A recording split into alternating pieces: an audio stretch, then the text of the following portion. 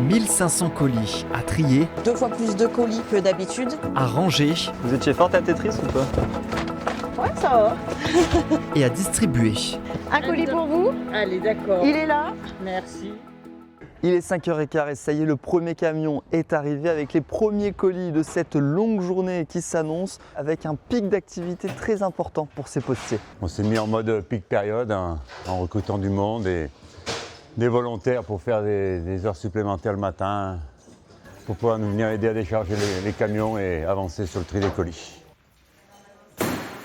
Et aujourd'hui, on va suivre Pauline dans sa journée de postière. Et ce métier, ce n'est pas uniquement faire des tournées auprès des particuliers, c'est aussi s'occuper du tri dès 5h30 du matin. Du coup, on regarde les codes postaux, on regarde la commune et on va dispatcher en fait sur les différents racks selon la tournée. Pourquoi tu t'es porté volontaire à cette période-là? Faut que tout le monde joue le jeu, enfin c'est important quoi.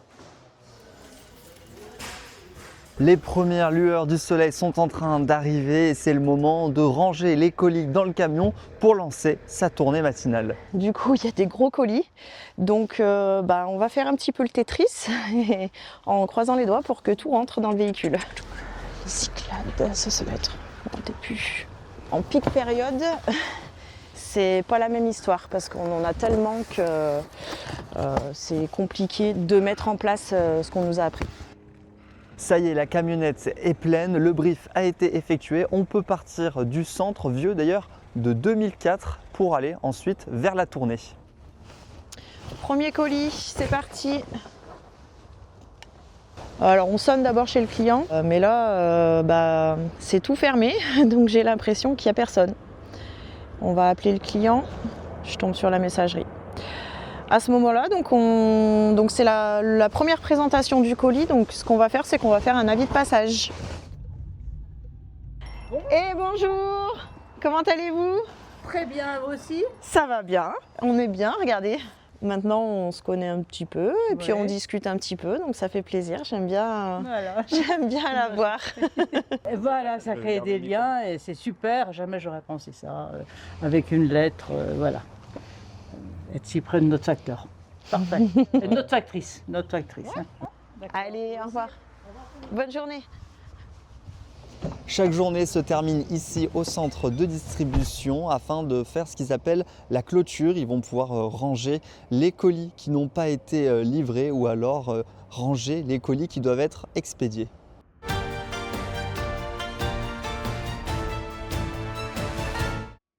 Le Centre de culture scientifique de Chambéry, Eureka, a fêté ses 30 ans il y a quelques jours. Un passage de cap symboliquement marqué par l'inauguration de leur nouvel espace permanent.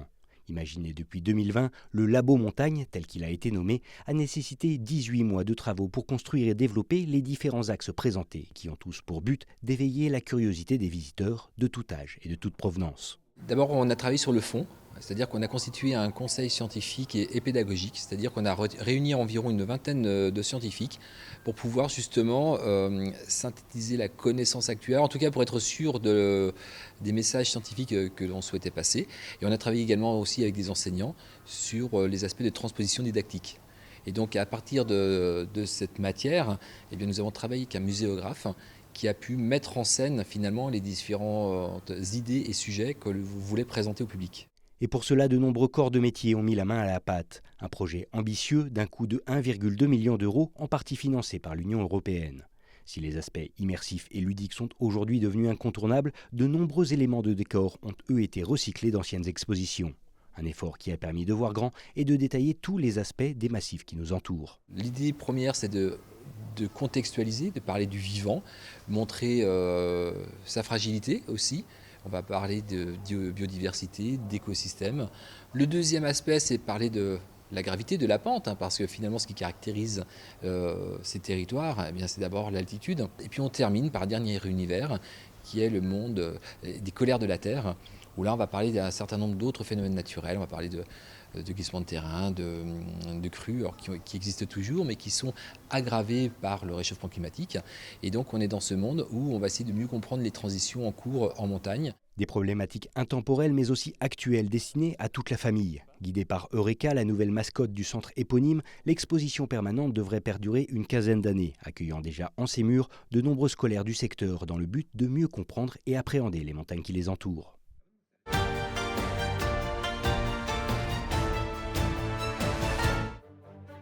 Au pied de Beldonne, l'ancienne demeure des Bergès accueille l'une des expositions temporaires les plus originales de l'année.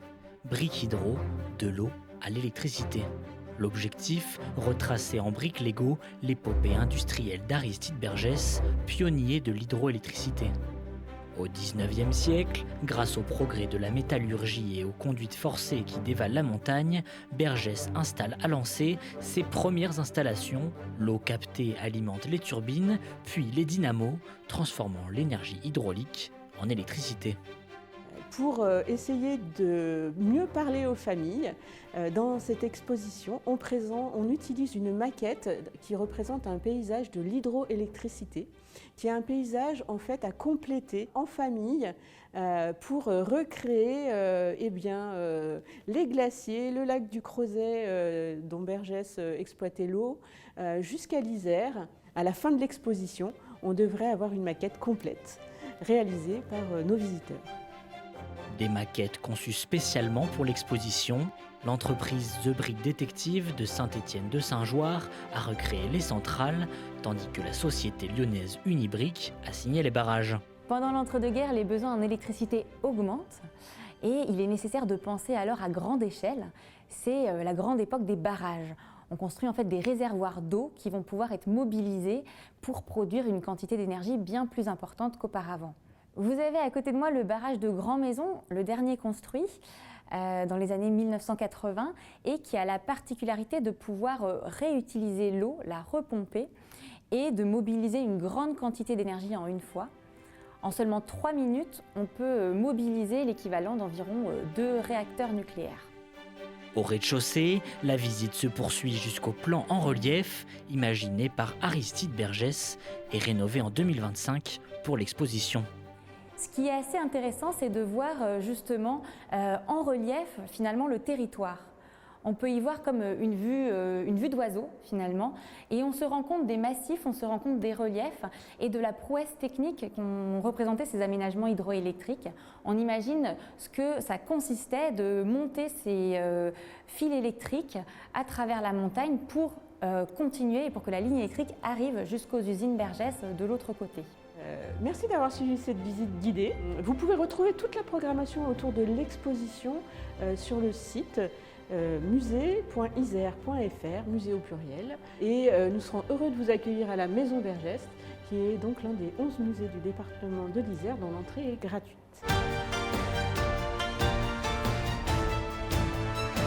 Chaque objet peut avoir une seconde vie.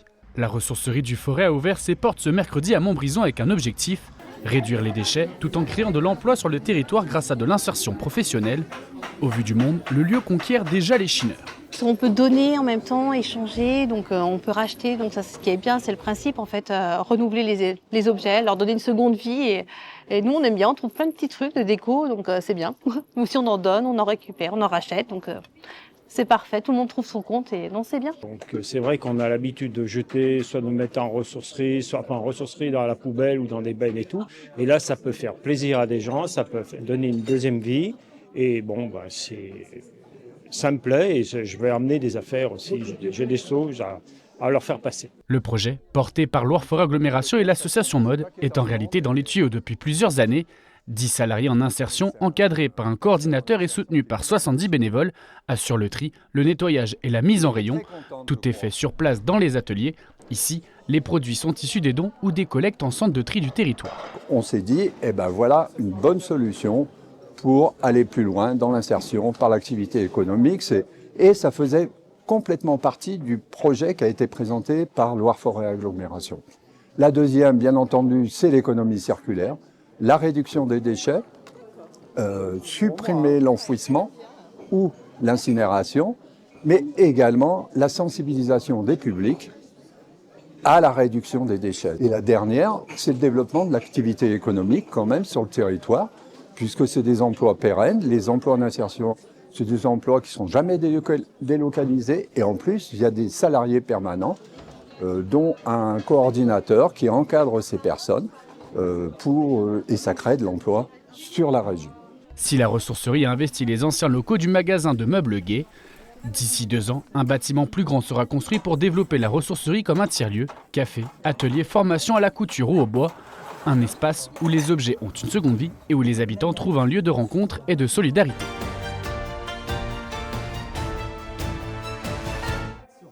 Action figuration. Dans ce théâtre d'Aix-les-Bains, place à une représentation pas comme les autres. Ici, caméras, techniciens et figurants ont pris possession des lieux. Une salle devenue le temps d'une journée, un décor de cinéma pour le tournage du second film de Pierre-Yves Bézat. C'est un court-métrage qui suit une chef d'orchestre internationale fictionnelle, car c'est une fiction, qui se retrouve à l'aune de son grand concert de retour sur scène, accusée de quelque chose, alors que le concert est à 2 doigts de commencer, que la salle est pleine et que les musiciens l'attendent. Ça fait très longtemps que je voulais filmer le monde de la musique classique et l'orchestre, parce que c'est quelque chose de très, très visuel, et aussi parce que le fait de parler du droit, de la justice, d'une accusation d'une femme qui a une position de femme forte aussi dans la société, parce qu'une chef d'orchestre par définition l'est, c'est vraiment quelque chose qui me tient à cœur. Au casting de cette fiction, une centaine de figurants, mais dans le rôle principal, l'actrice française Anne Consigny. Un jeu d'acteur spécialement imaginé pour elle par le réalisateur et dans lequel la comédienne s'y plonge avec conviction. Ce qu'il a écrit, c'est une histoire terrible, c'est une histoire qui se passe aujourd'hui. Il suffit qu'on dise un mot sur quelqu'un pour que cette personne soit condamnée, quelle que soit la vérité. La présomption d'innocence, c'est une notion constitutionnelle, donc elle est d'une importance capitale dans notre société. Mais en ce moment, non. Et lui, il le raconte d'une manière assez violente, parce que le personnage que je joue est accusé d'avoir tapé une violoniste.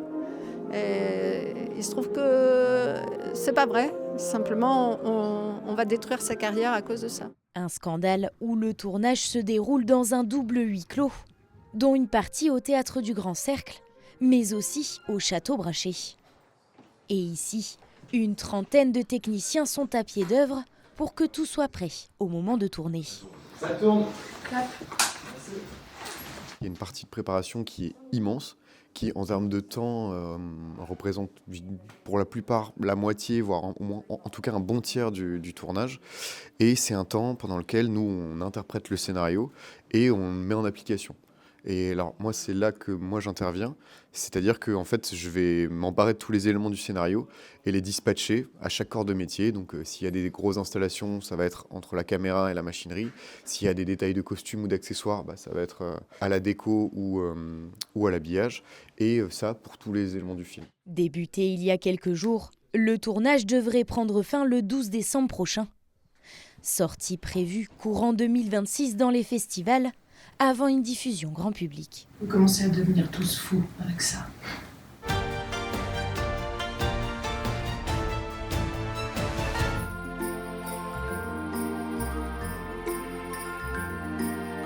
Tout avait débuté 23 ans plus tôt avec une exposition sur des habits monastiques.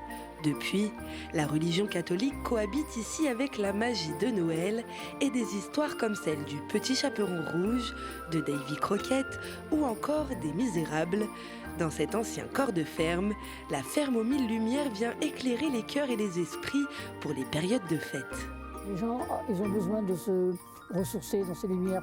On est dans la grisaille, on est dans les drames, on est dans tout un tas de choses qui ne vont pas en ce moment dans le monde. Et bon, c'est terrible. Et là, on essaie d'apporter un peu de confort aux gens, de réconfort. Et les parents, à la période des fêtes de Noël, ils disent à leurs enfants, si vous êtes pas sages, vous n'irez pas à la ferme aux lumières. C'est magique. Ah oui, c'est... On a plein les yeux. Ah oui, c'est... Il y en aurait la moitié moins, on serait déjà ravis. Ouais. La moitié moins. Mais avec tout ce qu'il y a, c'est... Très beau. Ça laisse un peu sans voix, on ne peut pas décrire à sa juste valeur.